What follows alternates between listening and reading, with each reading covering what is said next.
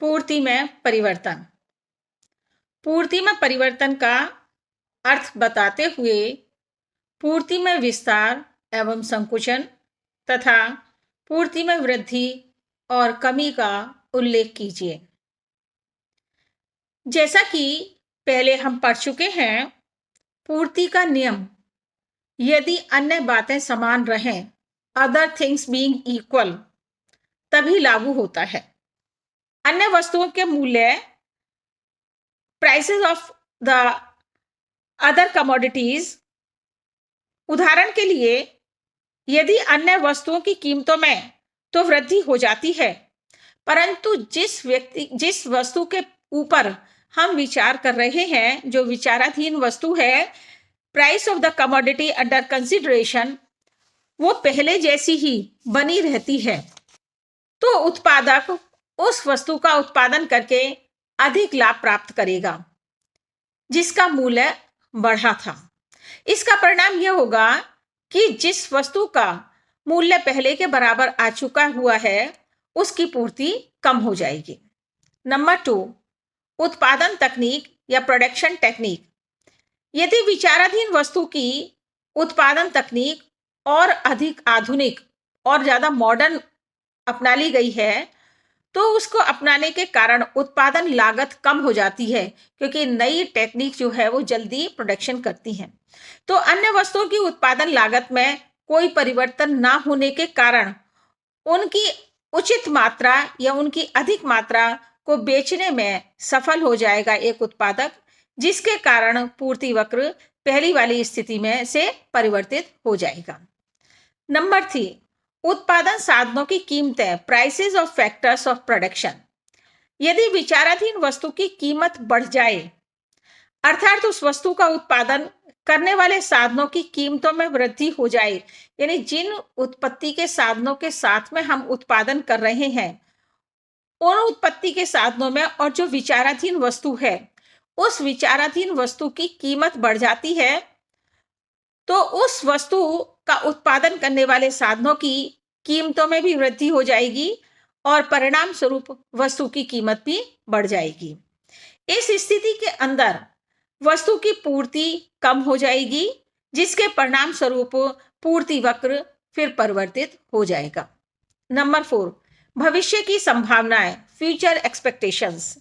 यदि भविष्य में जिस वस्तु के ऊपर विचार किया जा रहा है उसकी कीमत में वृद्धि होने की आशा है, तो वस्तु की पूर्ति विक्रेताओं के द्वारा कम हो जाएगी। और इसके विपरीत यदि भविष्य में वस्तु की कीमत के कम होने की आशा है, तो वस्तु की पूर्ति मार्केट के अंदर बिक जाएगी, क्योंकि सभी उत्पादक कीमत के कम होने की संभावना के कारण वर्तमान कीमत पर ही अपनी वस्तु को बेचना प्रारंभ कर देंगे।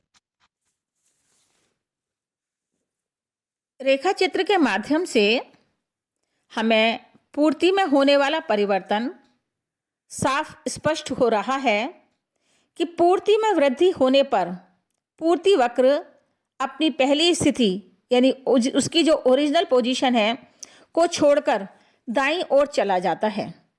यह स्थिति रेखा चित्र में S1 पूर्ति वक्र से स्पष्ट होती है। लेकिन यदि पूर्ति में कमी आ जाती है, तो पूर्ति वक्र अपनी पहली स्थिति को छोड़कर, यानी अपनी ओरिजिनल पोजीशन को छोड़ करके बाईं ओर सरक जाता है।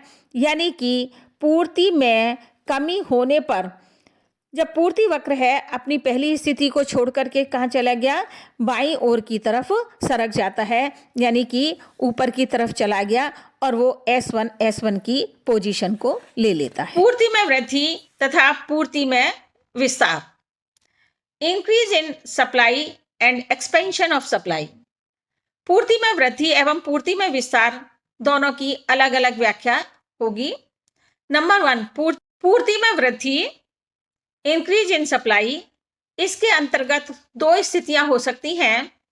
एक स्थिति तो ये होती है कि जो वर्तमान में कीमत चली आ रही है, उस कीमत पर ही पूर्ति की मात्रा पहले से अधिक हो जाए, और दूसरी स्थिति हो सकती है कि कम कीमत होने पर भी पूर्ति की मात्रा पहले जैसी ही बनी रहे।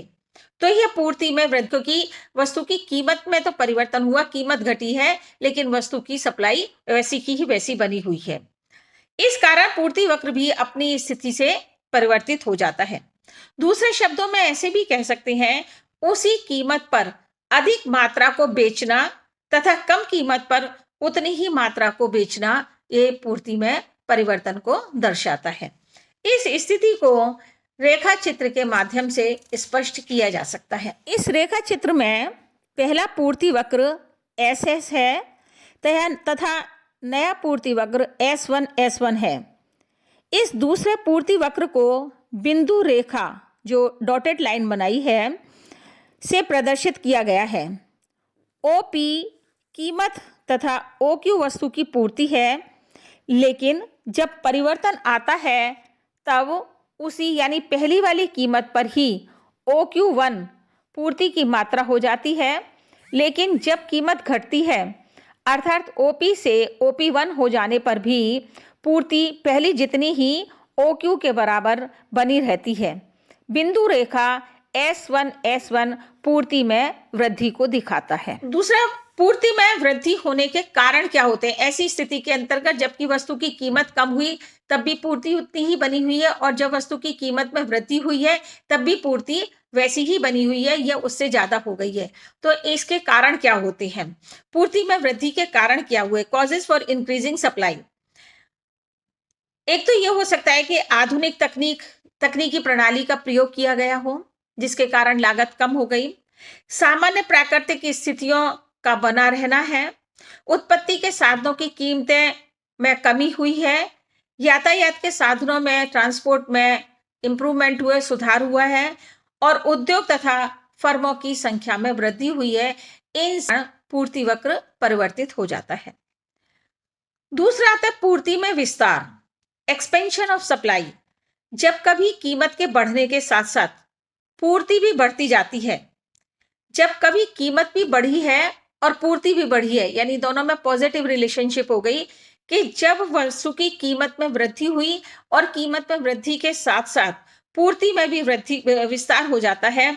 अर्थात दूसरे शब्दों में ये कह सकते हैं कि अधिक कीमत पर वस्तु की अधिक इकाइयों की पूर्ति हो रही है।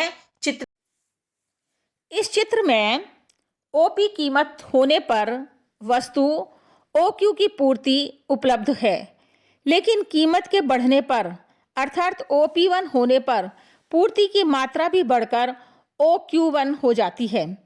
कीमत के बढ़ने पर पूर्ति का यह बढ़ना पूर्ति में विस्तार, एक्सपेंशन ऑफ सप्लाई कहा जाता है। कमी तथा पूर्ति में संकुचन, डिक्रीज इन सप्लाई।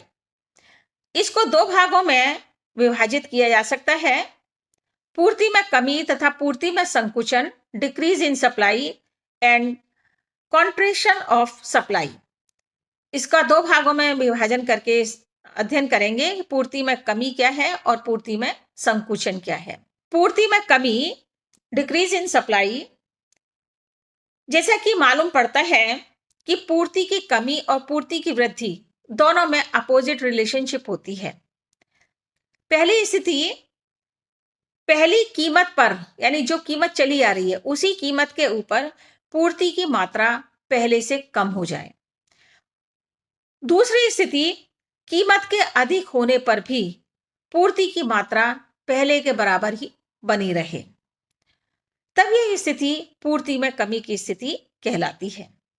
परिणाम स्वरूप पूर्ति के कम होने पर पूर्ति वक्र भी बदल जाता है और नया स्थापित पूर्ति वक्र पहले पूर्ति वक्र के ऊपर की स्थिति ग्रहण कर लेता है। दूसरे शब्दों में कहा जा सकता है, ऊंची कीमत पर कम मात्रा बिकेगी तथा ऊंची कीमत पर उतनी ही मात्रा बेची जाएगी।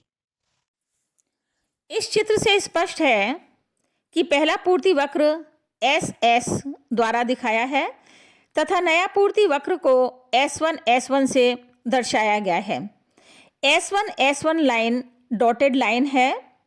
OP कीमत होने पर पूर्ति की मात्रा OQ है, परंतु जब परिवर्तन आता है तब उसी अर्थात पहली वाली कीमत पर पूर्ति की मात्रा OQ1 हो जाती है, अथवा कीमत में वृद्धि ओपी से बढ़कर के OP1 हो जाने पर भी पूर्ति पहले जैसी ही अर्थात OQ ही बनी रहती है। पूर्ति में संकुचन, कॉन्ट्रैक्शन ऑफ सप्लाई। कीमत के गिरने पर भी जब पूर्ति घट जाती है, यानी कीमत के गिरने पर जब पूर्ति भी घट जाती है, तब यह स्थिति पूर्ति में संकुचन की अवस्था कहलाती है। इस चित्र से स्पष्ट है कि SS रेखा जो है वो पूर्ति रेखा है। OP कीमत पर पूर्ति की मात्रा OQ के बराबर है, लेकिन जब कीमत घटकर OP से OP1 हो जाती है, तब पूर्ति की मात्रा भी घट करके OQ से OQ1 हो जाती है। वृद्धि या कमी का महत्व दीर्घकालीन समय से होता है, मतलब पूर्ति में वृद्धि होगी या कमी होगी वो दीर्घकाल से संबंधित होता है, क्योंकि दीर्घकाल में समय अधिक होने के कारण उत्पत्ति के साधनों में या पूर्ति की सप्लाई में परिवर्तन किया जा सकता है।